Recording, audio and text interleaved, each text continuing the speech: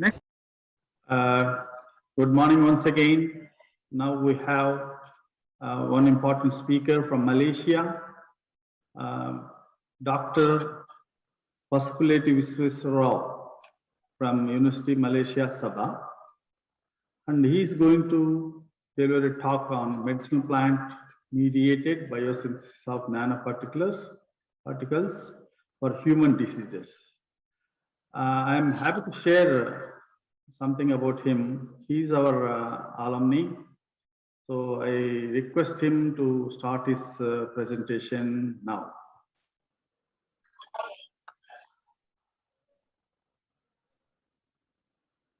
Yeah, thank you so much, sir, for having me here with this. Thank you so much, sir, for having me here in SLI International webinar on role of nanotechnology in current scenario. My sincere thanks to Professor Sudarshanam, sir, for having me here with this webinar, and also all the organizing members and my co-speakers as well.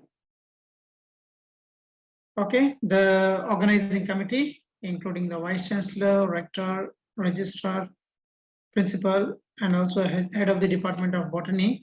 My sincere thanks to you all for having me here.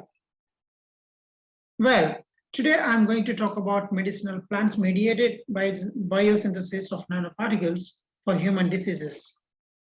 And before going into nanoparticles or medicinal plants, but we must understand what is the importance of health and why every time even our seniors or elders or ancestors say health is wealth.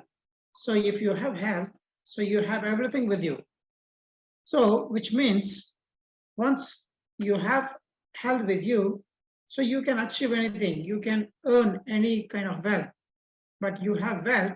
Now you can observe the pandemic situation in India and across the globe as well, how a single, invisible virus is killing the human beings. So even though we have lots of money, we cannot do anything. So that's the reason health is most important. And the main focus of my talk would be on antioxidants and oxidative stress, and also biological synthesis of nanoparticles. So here, coming to next one, the health only, whatever the information I'm providing here, at the end of the day or at the end of the presentation, it will be completely linking with the health and human wellness. So nano, when we talk about nano or nanotechnology or nanosciences, it is not actually a very new word, or it is not a very new subject suddenly appearing, from nowhere. No. Since many years, since few decades, nanotechnology and nanoscience exists in the nature. Even many of the scientists from developed world, they are doing research on nano. Nano means it's very small, which we cannot see with naked eyes. And usually the particles of nano range, be between 1 to 100 nanometers of range. And here you can see different materials which I am showing, like water molecule, glucose molecule, antibodies, viruses, bacteria, cancer cells, and a period, tennis ball, whatever you take, they are composed of so many atoms, so many molecules, and each molecule will have its own diameter. Whenever you talk about diameters or nanometers or millimeters, so it's a bit huge amount when we compare with nanotechnology or nanoparticles, because the simple basic principle is that when the size is being reduced of a molecule or an atom, the surface area volume, we call it as surface area volume, will be very much larger. The more or the smaller the molecule is, the more the surface area is. So when you have more surface area, you have more absorption, whatever it may be. It can be a drug, or it can be a plant material, or it can be emulsions, it can be nanoformulations, whatever it may be. The absorption of these nanoparticles will be very high, very huge. So that's the reason n number of areas of expertise or n number of research areas or departments, they are using this nanotechnology in every field. Say, for example, engineering, yes, and basic sciences, yes, pharmaceutical, yes, biotechnology, cosmeceutical technology, nutraceutics. So where not? You can name whatever the field exists in the nature, they are using nanotechnologies. And as I mentioned just now, nanotechnology, basically the particles range between 1 to 100 nanometers with very minute size, which we cannot see with the naked eye. And also it has got higher surface volume or larger surface volume. But if you observe, as I said just now, the nanotechnology is not very new. It is existing since few decades. See, in 1959, Richard Feynman, he has already introduced nanotechnology word. Okay, the concepts of nanotechnology. But definition was given by a Japanese scientist later on in the 1960s. So that is why we are now talking about the old picture in a new gallery. So this is actually seems new proverb, which I tried and I was thinking, old wine in a new bottle. So I was just thinking, and then I have come up with this particular quote, old picture in a new gallery. So, which means we are talking about the old matters, but again, it's so fresh. That's why if some of the continents, say for example, like in India, we usually say old is gold. So now we are talking about old technologies and we are talking about old applications, the old technologies, old applications, and now even more new things we can find. So that's what I was mentioning, 1960s and 70s, 50s, the nanotechnology was evolving. And in 74, Norio Taniguchi, a Japanese professor, he has defined what is nano and how exactly nano looks like and what exactly happens when a nanoparticle or nanomaterial formed. Because it all deals with the diameters, it all deals with the range of the particle size, because as I have mentioned just now, the particle size, the lesser the particle size, the more absorption will be there. So here you can observe it consists of processing of separation, consolidation, and deformation of materials by one atom or by one molecule. It usually happens not in one step, straight away, just like that. It has several steps. That is why we say it as separation. They have to be separated, then consolidation, again, deformation. That's how usually nanotechnology or nanoparticles or nanoscience is being educated everywhere. So this is what we usually follow when we synthesize the nanoparticles using biological systems or using physical systems or using chemical systems. Whenever we talk about nanoparticles, the main thing comes to any researcher's mind is the size. And next one is stability. Next one is applications. What exact application it's going to be used. So these are three different types of modes or methods we can synthesize the nanoparticles: physical method, chemical method, and biological method. There are three different varieties or three different methods in physical mode, which is evaporation, condensation, and also laser ablation. If you take in chemical, it's Turkish method and also BSS, we call it as burst reference synthesis. But even though we have physical and chemical methods, they are using lots of physical methods and chemicals are involved in that. That's why my main interest to explain or to mechanistically evolve or mechanistically delve into the things through biological systems, using biological sources as the primary resources for the synthesis. So even here, if you observe biological synthesis, they have microbial systems, fungal systems, algal systems, and plant systems. But Even though microorganisms also are the source material for synthesizing the nanoparticles. Here, in all my research throughout my career, more than a decade, excuse me, I am using plant materials as the source materials to synthesize biological nanoparticles. So that's why we call them as biological synthesis or biosynthesis, because biological molecules are being used as the source material and they will be combining with the metallic ions. Finally, lots of processes will go on once we combine them together. Then finally, we get the nanoparticles, which are considered as safe when compared to the synthetically or chemically produced nanoparticles or drugs. So when we talk about mechanism, or when we talk about formation of nanoparticles or synthesis of nanoparticles, we have different modes actually. One is top-down approach, another one is bottom-up approach. If you observe on your right, top-down approach, which means a bigger macromolecule becomes micromolecule, micromolecule becomes nanomolecule. So that's how usually it happens, which means we take a big rock and making it into pieces, finally it becomes a nanoparticle. So that's how macro to micro to nano.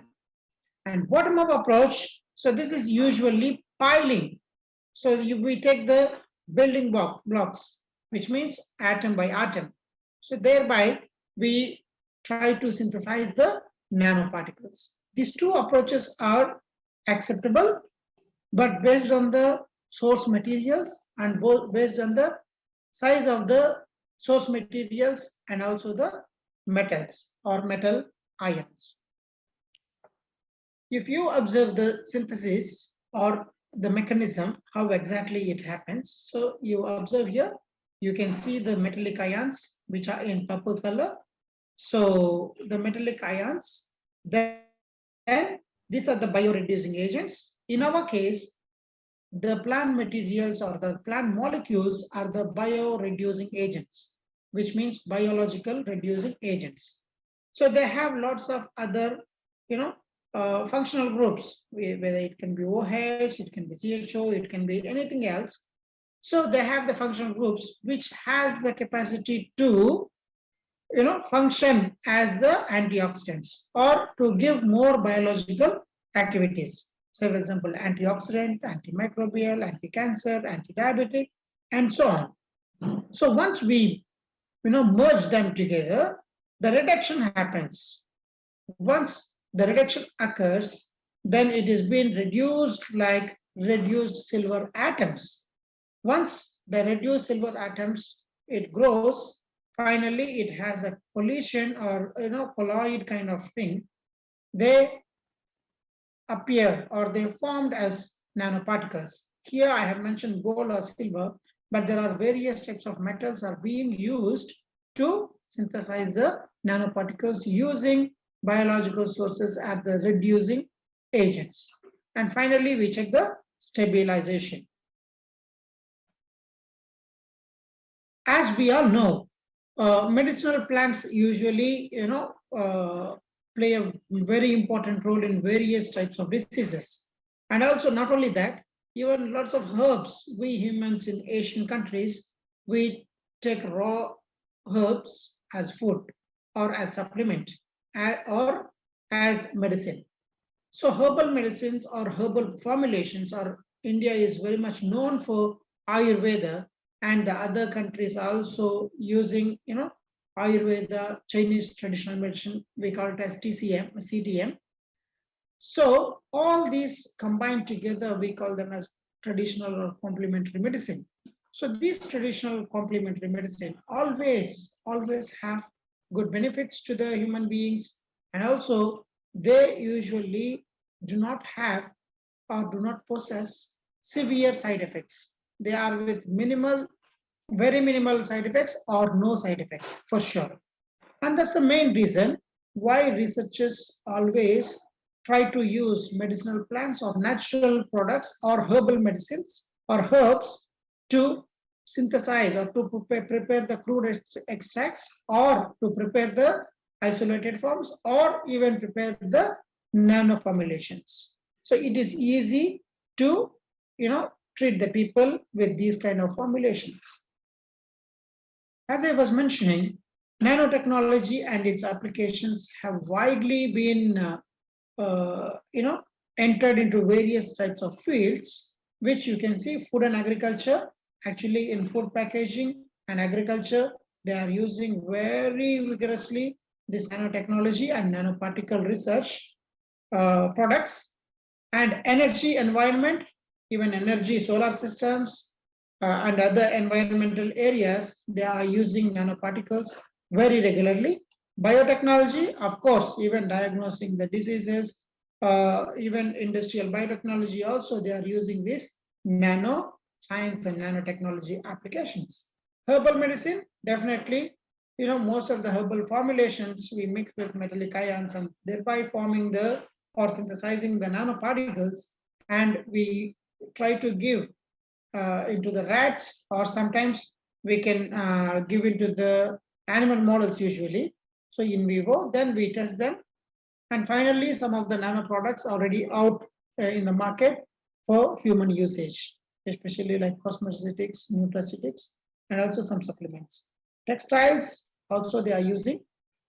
Medicine and health, definitely for drug targeted therapies, and also prompt therapies, site specific therapies, etc. And aerospace, yes, for the lightweight materials they are using in aerospace, robotics as well. Information technology, yes. If you observe the size of the laptop, size of the mobile phone, size of the electronic gadgets and other stuff, when compared to the, say for example, compared to a decade before, so now the size of the materials are very less and very light. This is also due to nanotechnology and their applications. So these are three different points I have given for the viewers, easy understanding. They are the fundamental building blocks of nanotechnology, and its starting point for preparing nanostructured materials and devices. And nanoparticles are also useful for various kinds of researches and various types of researches as well. Because as I mentioned earlier, it's mainly because of large surface volume. Even this one I have mentioned, but here I wish to inform you that there are various types of metallic nanoparticles are being synthesized by researchers or scientists. So silver nanoparticles being prepared using silver nitrate, selenium nanoparticles, gold nanoparticles, copper nanoparticles, even zinc oxide nanoparticles, so titanium oxide nanoparticles, various n number of metals are being used to synthesize biologically synthesized nanoparticles. And here we need to remember one thing is the nanoparticles can be synthesized using single metal ion or single metal salt or combination of metallic salts. So it depends on the requirements, it depends on the objectives, it depends on the compatibility of the synthesis. So probably there are some reports saying that some of the researchers they use the combination dual metal nanoparticles as well. So this is how I usually do. So we use various types of plant materials so far, and then we mix with metallic salts, formation of nanoparticles. While formation, there is, as I have mentioned earlier also, there will be reduction first, then again capping, then stability. So these are the various processes and steps happen when the nanoparticles are being formed using biological source materials. So here in this picture, you can observe the yellow color and the purple color or dark color. This is actually the formulation. So the formation of nanoparticles with a color change. This is actually a layman signal that we can confirm that nanoparticles are being formed. And second thing is, to scientifically prove it, we cannot just say that, okay, this has been changed from this color to this color, so nanoparticles are formed, so this is the nanoparticle. No. So to prove it scientifically, we have to go further go, for the characterizations of biologically synthesized nanoparticles. So then we have confirmed with UV spectroscopy and XRD to confirm, this is to confirm the formation. XRD is to confirm the shape and also the structures of the molecules or particles. This is FTIR, whereby we try to use this FTIR to know which functional groups are really active in in the synthesis of nanoparticles. And if you observe this picture, this is actually electronic microscopy, which is SEM or TEM usually we use to identify or to confirm the size of the different particles available in your particular solution. And last one is here, you can see the graph here. So this is actually particle analyzer. This is 100% shows, this usually shows you the, or gives you the exact size of the particles. Once you finalize this characterization, we will go to the applications. It is again based on the experimental design you have. So we usually do antimicrobial activity, anti-diabetic, antioxidant, and even anti-cancer. So this is a hypothetical diagram which I have been given in one of my articles, and this one is anti-cancer activity, so which I will be showing in the next slides. But basically, when we talk about nanoparticles and biological systems or human health or disease, all of us must remember that oxidative stress is the culprit of all sorts of diseases. Because when we have stress, say for example, in a layman language, when we have stress, we say, oh, I am tired. But when the cells have stress, we call it as oxidative stress. Oxidative stress is the one which is actually an imbalance between reactive oxygen species or free radicals and antioxidants, which are the defensive systems or defensive mechanisms. So when there is an imbalance between antioxidant system and free radical system, then the cells or tissues feel oxidatively stressed, so much stress.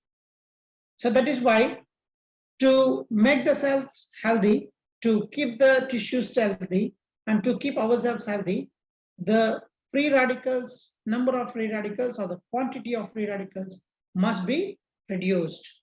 So antioxidants usually does that work. So this is another pictorial representation of pro-oxidants, which are not good for health.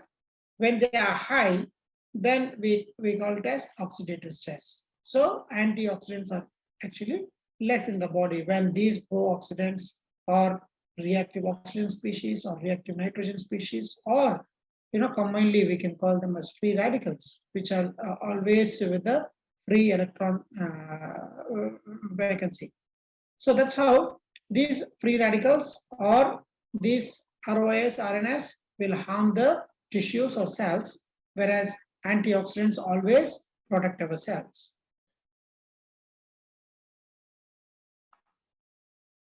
This is the equilibrium when you have antioxidants and ROS, so no harm. If you have ROS excessive, then you have oxidative stress. You have more ROS, you have excessive oxidative stress also. But when you have continuously excessive oxidative stress within the cell or tissue, then that's going to be harming the cells and also tissue, finally the organ as well. So nanoparticles and their biological activities, what I have reported so far. So I have reported in 2013 in one of the premier journals using these nanoparticles, synthesizing the nanoparticles using one of the plants. This is also from Tirumala Hills. And then we have proceeded with antimicrobial activities on different microorganisms. So we have clearly reported that this particular plant material and biological synthesis of nanoparticles are really good to inhibit these microorganisms.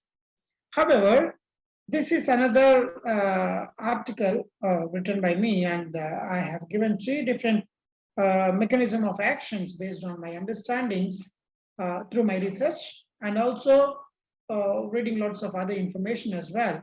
So I came to a conclusion, and I have given these 3 different mechanisms how the nanoparticles interact with bacteria, and then they can finally kill the bacteria.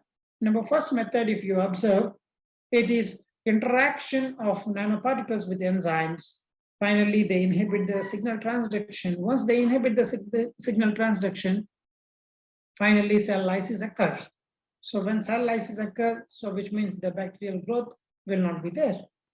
And again, if you observe in the second method or second mechanism of action, they interact the nanoparticles in gram-negative bacteria. Thereby, they usually dephosphorylate the peptides of tyrosine residues. So once they dephosphorylate the peptides of tyrosine residues, certainly it's not going to good for the bacteria. Finally, it leads to the cell lysis. An interaction of AGNPs, which is silver nanoparticles, with cell wall, and release more free radicals on bacteria. Finally, it leads to cell lysis.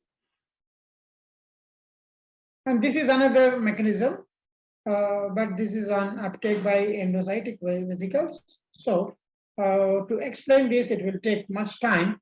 However, I will quickly go through it. So on mitochondria, it produces lots of reactive oxygen species, which means the free radicals. And through that, they do the oxidation of proteins, lipids, and DNA, finally leads to apoptosis. Same with nucleus, they arrest the cell cycle and anti-proliferation, so finally apoptosis. And here you can observe cytoskeletal injuries, apoptosis, and macrophages. This also leads to inflammation. Here you can observe increase or elevated levels of reactive oxygen species, TNF, and interleukin 6. And laser-assisted hypothermia, so they usually denature the nucleic acids, which is DNA and RNA, proteins and enzymes as well. So, and another way also, this leads to angiogenesis, and it inhibits that. So finally, starvation, apoptosis. So this is one of the articles which I have reported on nanotechnology and its applications in diabetes. Diabetes is the main core area of my research. So where I have given various information about nanotubes, artificial pancreas, nanopumps, microspheres, nanoshells, quantum dots, layer by layer methods, fullerenes, smart tattoos, all these things are really, very well equipped systems, and they are very good in detecting and also for the applications in the health systems and other areas. So this is the article which I have mentioned, all those nanotubes, everything. In the next picture, you can observe the hypothetical picture, which you have nanosensors here, and then automatically whenever the blood glucose levels raised, automatically the sensors gives a beep, and it is just like tattoo. So it gives the beep, or it gives it continuously monitors your blood glucose levels. Once the blood glucose levels are raised, so they give you beep, or they give you the signals. Then if it is lower or if it is higher, then certainly the individual can take necessary actions. So that's how usually things are. But recently what I have read, even these are already in practice at some of the developed world. So even nanotechnology is being used in the diagnostics, drug delivery, and even tissue engineering, one of the most advanced technologies nowadays being used at the advanced laboratories. in the Western countries. So this is another example showing that nanotechnology being used in the neurological disorders as well. And this one, which we have clearly depicted in 2016, we have reported that the nanoparticles are clearly invading or clearly killing the cancerous cells. We have tested with a few cell lines. Then they were showing very clear results, as anti-cancer activities. So this we have tested with some of the Malaysian medicinal plants. It shows a very good result. And coming into the research focus in my lab is basically whatever I do, it is completely linking with the human wellness. So natural product. So past decade, I'm completely working on natural product research of herbs. And my core area is diabetes, oxidative stress, antioxidants, cardiovascular diseases, and nanoparticle research. So these are the complete niche areas of my research, which happens at my laboratory, and also my students are working on various aspects. Finally, the conclusion will be into human wellness. So this is one of the anti-diabetic work we have published recently in 2017 with the honey. Usually people say honey is not good for diabetes, but there are various reports saying that even my research also shows that honey also good for diabetic patients. So biological and therapeutic effects of various types of honeys. This is another one which I have shown you the other article with the nanoparticles. So this is actually we have done the isolated compound for diabetes. So this one, which I was mentioning about, this clearly shows anti-cancer activity of Urochima longifolia branch extract mediated silver nanoparticles. So this is the one which I have given the 3 different mechanisms of actions. This is on agriculture. This is on cancer. So this is again how the formation of nanoparticles occur, capping reactions. The functional groups work as a reductant, bioreductants. So they mingle with Ag ions, silver nitrate, and then they form as silver nanoparticles. Once we formulate the silver nanoparticles using plant materials, so then they can be easily accessible for various types of activities based on the phenolic compounds or based on the secondary metabolites are acting in the formation of nanoparticles. So here we can say that antibacterial, antioxidant, antifungal, antidiabetic, anti-tumor, based on the components they have, they can possess the biological activities. And finally, we know that nanotechnology will change the world. It's time to think about how. So this is actually from one of the scientists from MIT. So he has clearly mentioned that we know the nanotechnology will change the world. Because nanotechnology, as I have shown some of the slides, what areas or what fields they can show the applications.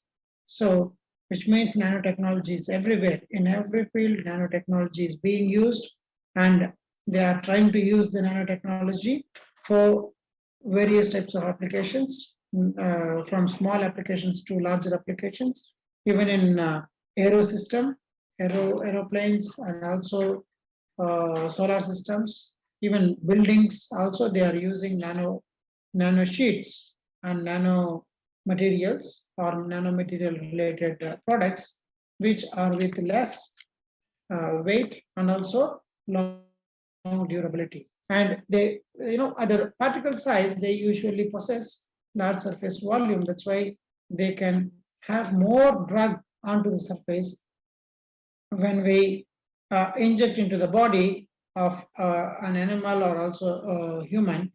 So they can go into very narrow places also. If the site is very narrow, then even these smaller particles can reach to the places very easily. So conclusion is nanoparticles play an important role in the human health with ameliorating effects of various diseases such as diabetes, obesity, cancer, and neurodegenerative disorders. So not only this, even cardiovascular diseases, even other diseases as well, even lots of nanoparticles are being used for communicable diseases. Communicable diseases are like COVID, but not for COVID so far, but other communicable diseases or infectious diseases, we call them as. So the nanoparticles or nano medicines have been used or are being trying to use to ameliorate the effects of these infectious diseases and also non-communicable diseases. So yeah, thank you. But yeah, I could see some of the questions here. Okay, question from one of the participants.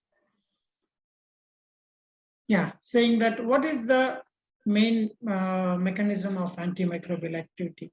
Yeah, antimicrobial activity, which I have shown very clearly in this particular slide, the three mechanisms, if you observe in this particular slide. So this is the clear-cut picture which has given very hypothetically and which was also been reported by various other researchers also in the same manner. So I have summarized in this particular article, even we have published it in 2015.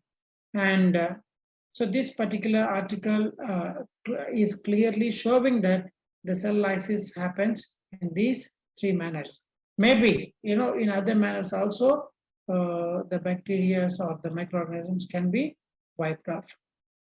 And another question here is about anti-cancer activity. So is the anti-cancer activity same with all cell lines? Yes, the cell lines, whatever the activity we test on various types of cell lines, say for example, ovarian cell lines or cervical cell lines, cervical cancer cell lines, breast cancer cell lines, but it depends on the activity of the particular cells, particular nanoparticles. If the plant materials or the plant phytophenols have the capacity to inhibit those cancer cells, then only the nanoparticles can inhibit. But nanoparticles cannot just directly inhibit any kind of cancer cells based on the bioreductant available in that particular nanoparticles, then only it can show the better efficacy and potential activity. Yeah, and many others are just saying thank you.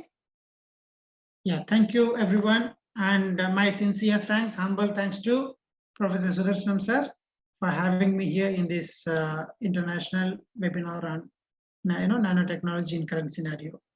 Thank you, sir.